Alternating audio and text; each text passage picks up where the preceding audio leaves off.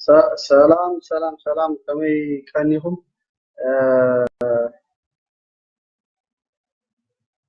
كمتي بقدماي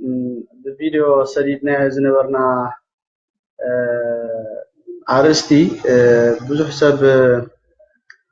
بزح نصور ينبرن ناي موزيكا ጫውታ ስለዝነበረ ደጊንኩም ነቱ ጉዳይ ደጊንኩም ከተዛረብዎ ኢሎም ስለዚህ ተማሐጾንና ካልአይ ጊዜ ነቱ ጉዳይ ክሊር ንምግባሩ መጽናለና ኩልና ሼር ንበሎሞ ብዙሕ ሰብ መስኣተወ እቲ ኣገዳሲ ዝኾነ መልእኽቲ ካብ ሮማ ከንመሓላለፍ ደሊናለና ኩሉ ግዜ እቲ ኣርእስቲ እንታይ ቀዲመ እውን ተዛሪብዮ ስለዝነበርኩ በቀዳማይ ترستي انتاي مخانو زغونه سب شحتو اي مسلنن እዚ ጉዳይ አብሮማ አጋጢሙና ዘሎ ናበይ ይኸይዳሎ እንታይ ተኾነታት ወይካ ስለምንታይ ኢናኸ ኣብ ሊቦት ኢናነት ጉዳይ ከነቃልሖ ተገዲድና ኣብ ክሊር ዝኾነ ኢንፎርሜሽን ከነመሓላለፍ ምክንያቱ በቀዳማይ ናይ ሙዚቃ ምርባሻት ነይሩ እቲ መልእኽቲ ብዝድለ ስለዚ ሓለፈ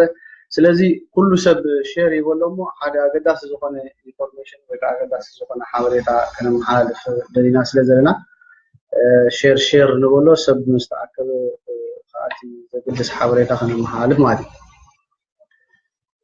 ኦኬ ጽቡቅ ሼር ንበሎሞ እቲ ሓበሬታ ንሳያ ደጊመ ክብላ በቀዳማይ ኣብ ኦንላይን መጺና ነርና ግን ሓበሬታ ብዙሕ ንጹር ኣይነበረን ስለዚህ ደጊንኩም እቲ ኩነታት ኣብ ሮማ ዘሎ ክትነግሩና ስለዚ ተባሃለ መጤ ዘለኹ ስለዚ ኩሉ ሰብ መታን ክከታተሎም እቲ ኢንፎርሜሽን ናብ ኩሉ ሰብ መታን ክሓልፍ ኣገዳሲ ሓበሬታ ስለዝኾነ ኩሉና ሼር ንበሎ ብዙሕ ሰብ መታን ሓበሬታ ክሰምዓና መልእኽትና ክበፅሕ መታን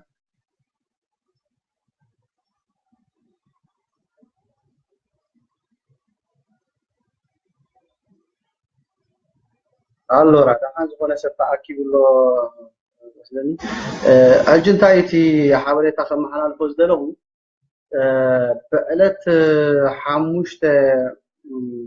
ناي ورح شوعته لك قدمي ورحي مالتي ابروما زغونه اغاطامي سميعكم تخونو مهرام نايزم دعوت حالفتي ناي هبدف اغاطيمو بفلاي مانكي مالتي يوان جبراب allora to ጉዳይ ከምቲ አቀዲምና ታዝነበረት ቪዲዮ ተቀስናዮ ዳርጋ ካብቲ ዝኸፈሲ ናብቲ ዝባኣሰ ይኸይዳሎ አይንብልን በመንገዲ ደለይቲ ፍትሒ ዳርጋ ጽቡቅ ደረጃ ኣለና ምክንያቱ እቲ ጉዳይ ሃረምቶም ብዘይፍለጥ ብለይቲ ዝተገብረ አባላትና ወይ ከዓ ዕሩፍትና ምሳናን ዘለው ሰባት ብስም ደለይቲ ፍትሒ እዮም ዚኦም አንጻር መርገጽ ናይት መንግስት ስለዘለዎም ንሶም ክኾኑ ዝኽእሉ ተባሂሉ ሰለስተ ሰብ ሒዞም መጀመርያ ብድሕሪኡ ሓደ ሰዲዶሞ ነቲ ሓደውን ሰዲዶሞ ካልኣይ ሓደ ካብኦም ግን ተኣሲሩ ነይሩ ከም ደገና ነቲ ሰደድዎውን ተመሊሶም ኣሲሮም ሕጂ እንታይ እቲ መልእኽትና እቲ ጉዳይ የዋነ ገብረአብን ናቶም አባላት ህግደፍና ብሮማ በለት 5 ወር 7 ከም ዝተሃረሙ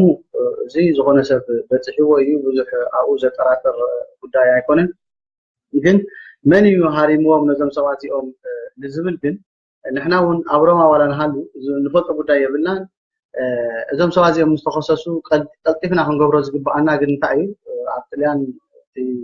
እቲ ናይቲ መንግስቲ ኣብ ኩሉ ኤውሮፓ ግን ኣብ ጣልያን እውን ዝከታተለካ እንድሕር ዘየሎ ብጣዕሚ ከቢድ ክሳብ ዝኾነ ቀጥታ ዝገበርናዮ ጉዳይ እንተነይሩ እንታይ እዩ ጠበቃ ምግባር እቲ ጠበቃ ምግባር ኣይደንጎናን እቲ ጠበቃ ከቢድና ስለ ዝገበርና ከዓ ናቶም ዲፈንስ ኮይኑ ክሰርሕ ፀኒሑ ኣብ ሕጂ እንታይ ፀቂጠ ክዛረቦ ዝደሊ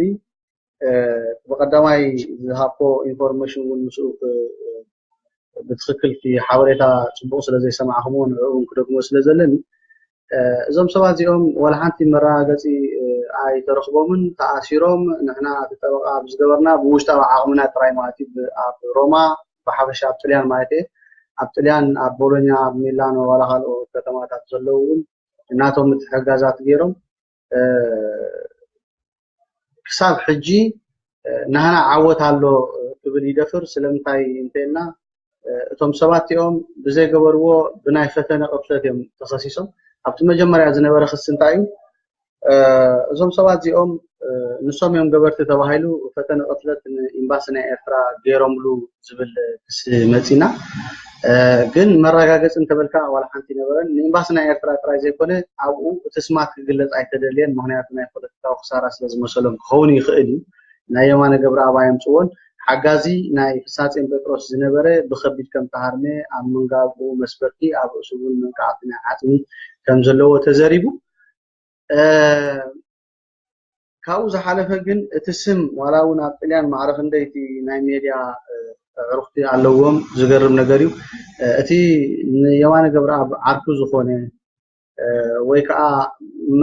مسو حجاز زنبرسي سمو منيو كم يجبل سبيو إلى ما حق وقت الحكومة فمو حتوا ميكبا نيرو جن أي تجبرن بعوقلو بشوفونو فمو هم تجبرت تزريبو مالتي بدحرو جن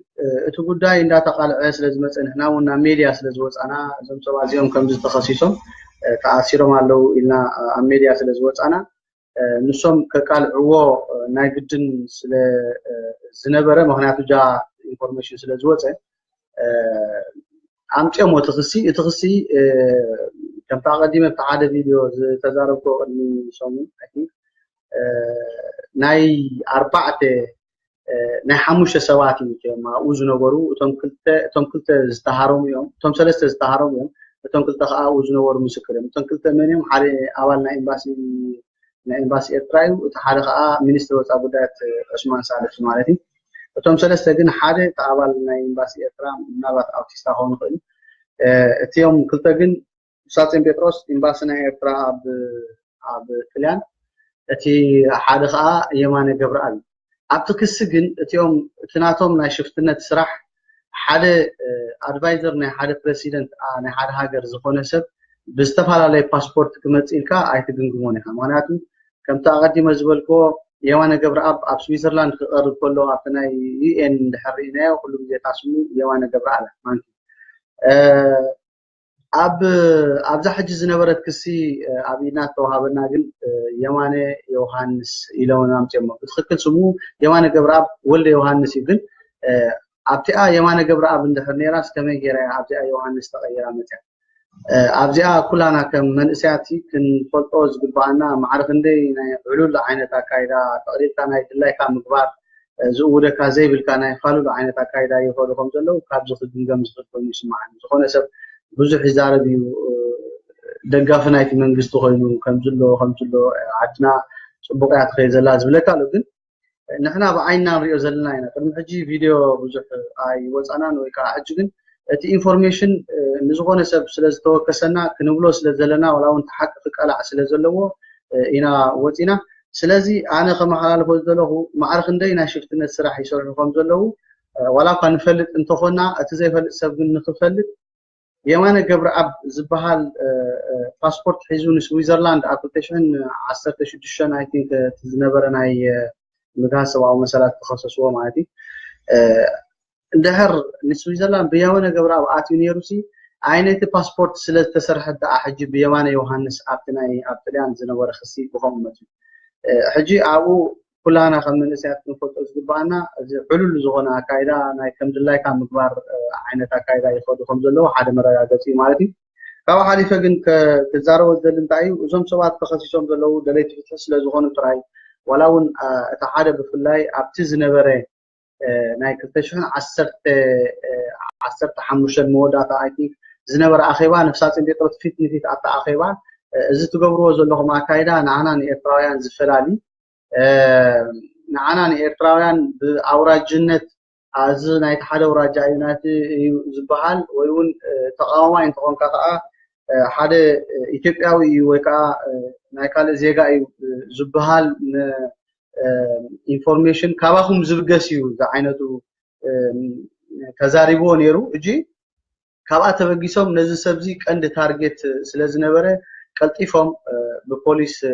በተምናቶም ማሱሳት በፖሊስ ተነጊሩ ዝሰብዚ ኣትዩ ካልኡን ደጊሞም ስለዚ ዞም ሰባት እዚኦም ሰዓት 11 ፈረቓን ናይ ለይቲ ዝኸውን ከምዛ ኣጋጢምዎም ብዘይ ወላ ሓንቲ መረጋገፂ ወላ ዓቕሙ ስለ ዘለዎም ሓሲቦም ክኾኑ ይኽእሉ እትዮሞም ንሕና ቀልጢፍና ኩሉ ነገር ስለ ተጓይና ከዓ ኣብ ዓወት ኣለና ክብል ይኽእል ግን ሙሉ ዓወት ክኾነልና ዝኾነ ሰብ ዝኾነ ኤርትራዊ ዝስምዖ ብፍላይ ከዓ ደላይ ፍትሒ ነዚ ጉዳይ ክከታተልና ኣለዎ ሓገዝ ኣብ ዝደለናሉ እውን ናይ ግድን ከምኡ ክንብለኩም ንሕና እንታይና ጌርና ብውሽጣ ዓቕምና ክሳብ ሕጂ በፂሕና እዞም ሰባት እዚኦም ናይ ገዛ እሱራት ክኾኑ በፂሕና ኣለና ማለት እዩ እቲ ክሲ ከምቲ ዝበልኩኹም ን14 ዓመት ዝእስር ናይ ፈተነ ቅፍለት እዩ ነይሩ ግን ሓደ መንግስቲ ከዓ ንከምዛ ዓይነት ክሲ ከምኡ ኢሉ ክኸስስ ኣይትፅበን ኢኻ ስለምንታይ ሓሙሽተ ሰባት እንተነይሮም ንሶምሲ ክልተ ሰባት ፈተነ ቅፍለት ክገብሩሎም ኣይክእሉን እዮም ምክንያቱ ሓሙሽተ ንክልተሲ በናይ ዓቕሚ እሞ ክቆትልዎም ስለዚ ብዙሕ ኣብኡ እቲ ናይ ሕጊ ምፍላጥ ዘየሎ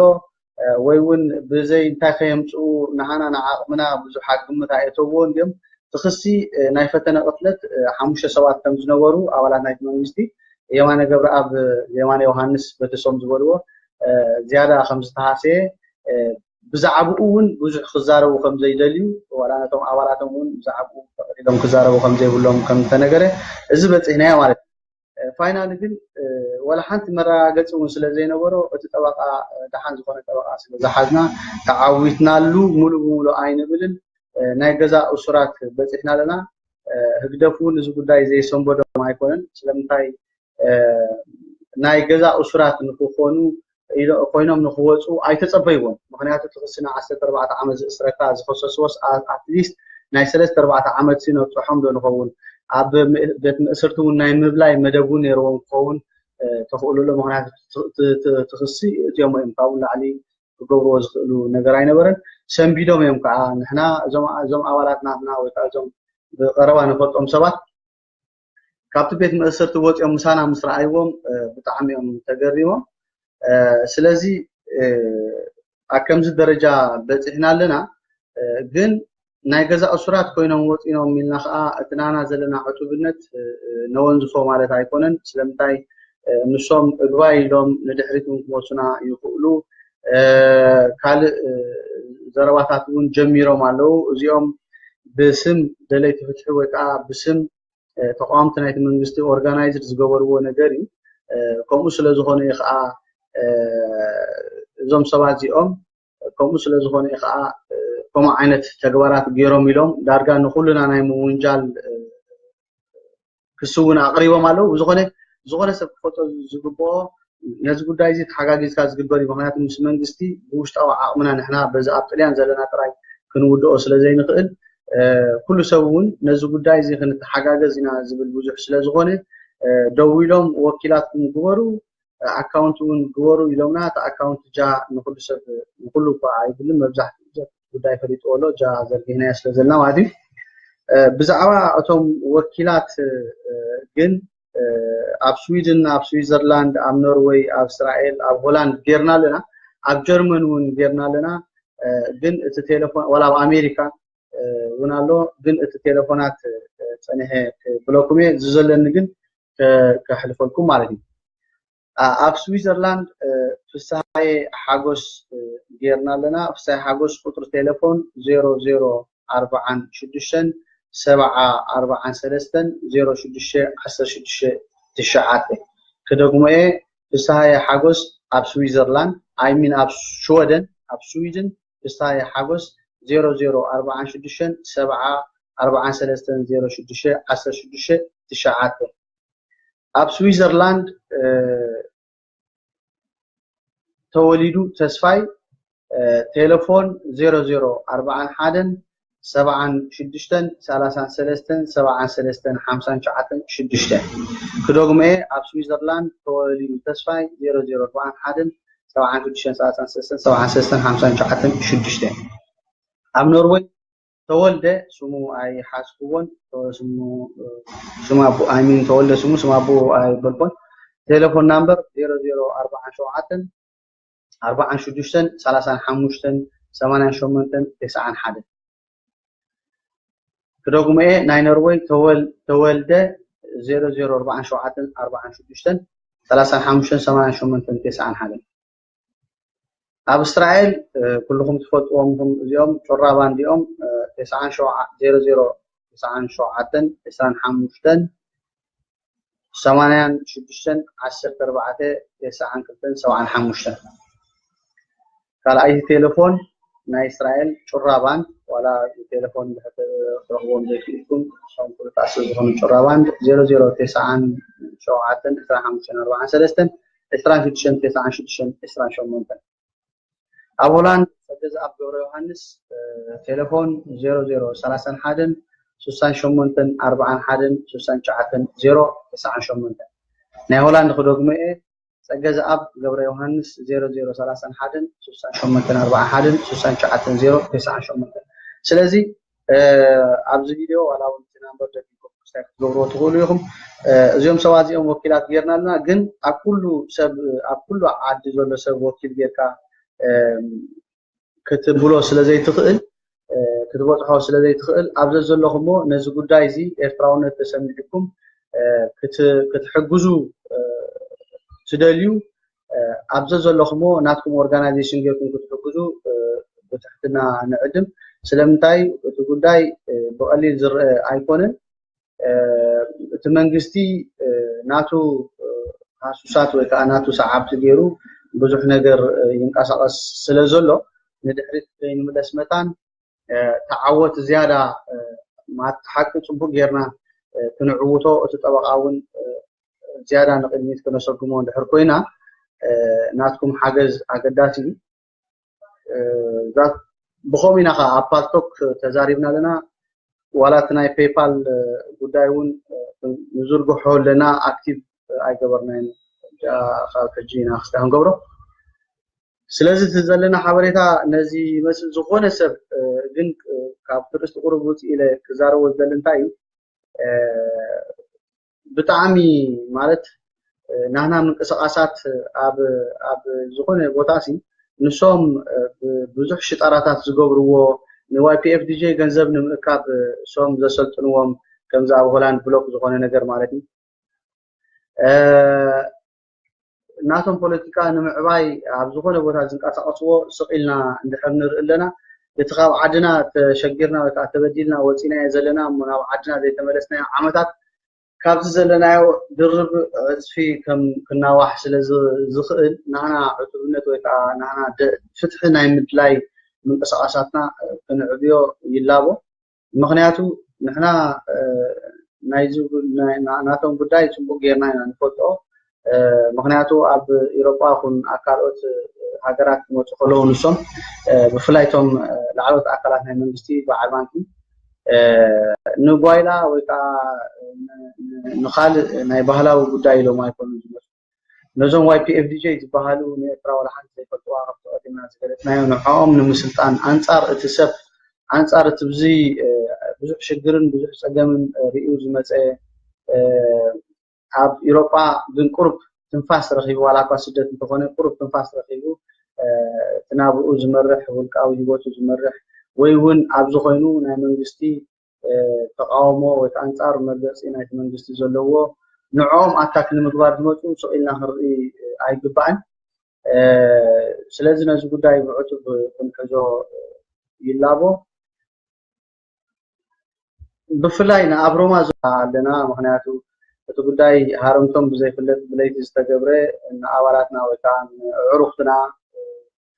ምሳና ንዘለዉ ሰባት ብስም ለለይቲ ፍትሒ እዮም እዚኦም አንጻር መርገጽ ናይቲ መንግስቲ ስለ ዘለዎም ንሶም እዮም ክኾኑ ዝኽእሉ ተባሂሉ ሰለስተ ሰብ ሒዞም መጀመርያ ብድሕሪኡ ሓደ ሰዲዶሞ ነቲ ሓደ እውን ሰዲዶሞ ካልኣይ ሓደ ካብኦም ግን ተኣሲሩ ነይሩ ከም እንደገና ነቲ ሰደድዎ እውን ተመሊሶም ኣሲሮም ሕጂ እንታይ እቲ መልእኽትና እቲ ጉዳይ የማነ ገብረኣብን ናቶም ኣባላት ህግደፍን ኣብ ሮማ በለት 5 ወር 7 ከም كم زتهارمو زي زغنا سب بتحيو أيو بزح أوز تراتر بداية يكونن لكن من يهارمو من نظام سواتي أم لزمل بن نحنا ون أبرما ولا نحلو نفط بداية بلنا نظام سواتي أم مستخصصو قد تلتفنا عن قبرز جبأنا جن تأيو عبتليان تنايت من قصتي أبت ويكا سلمتاي إنها أب ليبوت إنها بداي كنا كالحو تجديدنا أو كلير زغاني إنفورميشن كنا محلات مهنات وقدامي ناي موسيقى مرباشات نيرو تملأتي بزدل سلزي حالته سلزي كل سب شير يقولهم حدا أقداس زغاني إنفورميشن ويكا أقداس زغاني حواليتا كنا محلات دلينا سلزلنا شير نقوله سب مستعكب خاتي زقدس حواليتا كنا محلات مادي اوكي تبو شير نقولمو في حواليتا نساع دقيقة خبلا بقدماي اب اونلاين مزينا نيرنا ግን حواليتا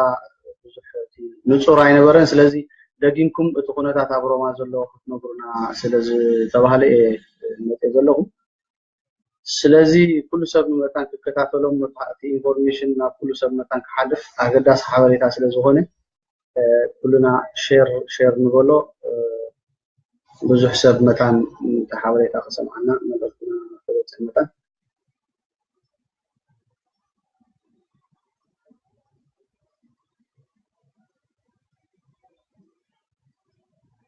allora كان زغنا ستأكيد له مثلاً أجنتايتي حاولت أقسم حنا الفوز دلهم بقلت حموشت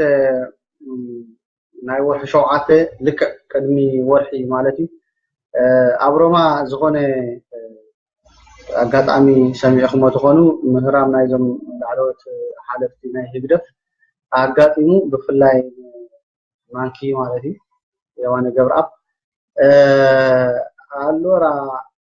تقولي كمتي أقدمنا بتازنبرت فيديو تقصنايو دارجا كابتي زخف أسي نابتي زواعسي خير الله عين بن بمنقدي دليت فتحي دارجا تنبو درجة كله يربع جنا طليانون زكاة لكان الحرزيلو تعمل خبيت كساب زغني كت تازجورنا قدام تنير تايو تبقى مقبار أتي تبقى مقبار عيدون جنان تبقى كنا سلزجورنا خاء ناتهم ديفنس كوينو كسرح تصانيهو أبو حجنتاي تقيت خزار وزدلي بقدماي ذهبوا إنفورميشن والمسؤول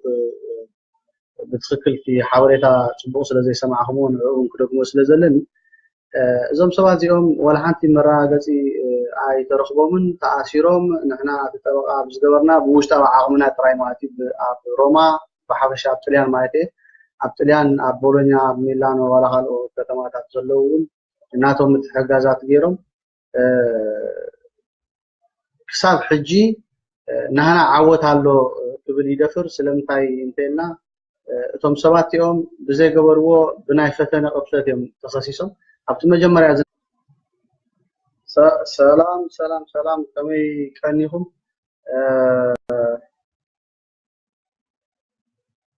كمتي بقدماي بالفيديو سريدنا زنبرنا عرستي بزح سب بزح نصور ينبرن ناي موسيقى ጫውታ ስለዝነበረ ደጊንኩም ነቱ ጉዳይ ደጊንኩም ክትዛረብዎ ኢሎም ስለዚ ተማሐጾኑና ካልኣይ ግዜ ነቱ ጉዳይ ክሊር ንምግባሩ መጽናለና ኩልና ሼር ንበሎሞ ብዙሕ ሰብ ምስኣተወ እቲ ኣገዳሲ ዝኾነ መልእኽቲ ካብ ሮማ ከነመሓላለፍ ደሊናለና ኩሉ ግዜ እቲ ኣርእስቲ እንታይ ቀዲመ እውን ተዛሪብዮ ስለዝነበርኩ በቀዳማይ ترستي انتاي مخانو زغونه سب ዝስሕቶ ኣይመስለንን እዚ ጉዳይ ኣብሮማ ኣጋጢሙና ዘሎ ናበይ ይኸይዳሎ እንታይ እቲ ኩነታ